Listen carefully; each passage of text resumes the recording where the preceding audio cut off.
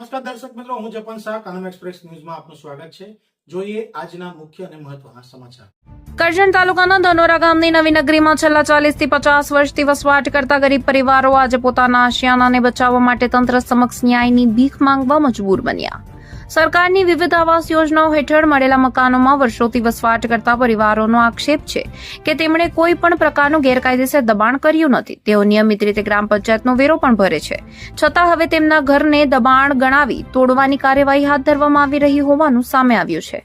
સ્થાનિક રહીશોના જણાવ્યા મુજબ ગામની રાજકીય અદાવત અને ચૂંટણીની દુશ્મનીનો ભોગ હવે ગરીબ લોકો બની રહ્યા છે। સવાલ એ ઉભો થાય છે કે વર્ષોથી સરકારની મંજૂરીથી ઉભા થયેલા મકાનો અચાનક ગેરકાયદેસર કેવી રીતે બની ગયા।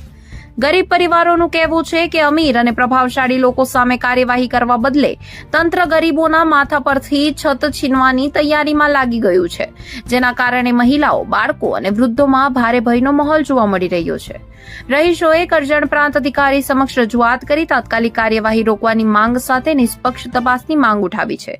હવે સૌથી મોટો સવાલ, શું ગરીબોને ન્યાય મળશે કે પછી તેમની ઝૂંપડીઓ ઉપર જ કાયદાનો દંડો વરસશે, તે જોવાનું રહ્યું।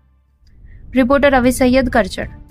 કરજણ તાલુકાનો મોજેગામ ધનોરાના નાગરિકો આજે મામલતદાર કચેરી આવેદનપત્ર આપવામાં આવ્યા છે। આવેદનપત્ર આપવાની ફરજ એટલા માટે પડી છે કે ગામના અમુક કિસ્સામાં ત્યાં જે ગરીબ પરિવાર છે, જે વર્ષોથી ત્યાં આગળ સરકારી આવાસ જે કે સરદાર આવાસ છે, ઇન્દિરા આવાસ છે, આવાસનો યોજનાનો એમને લાભ મળ્યો છે, તે પંચાયતને વેરો પણ ભરે છે, પરંતુ ગામના અમુક કિસ્સામાં અંગત અદાવત રાખીને તેઓને હેરાન પરેશાન કરવા, તેઓની માથા પરની છત ગુમાવવા માટે, તેમના દબાણ તોડવા માટે, ઘર તોડવા માટેની તજવીજ હાથ ધરેલી છે।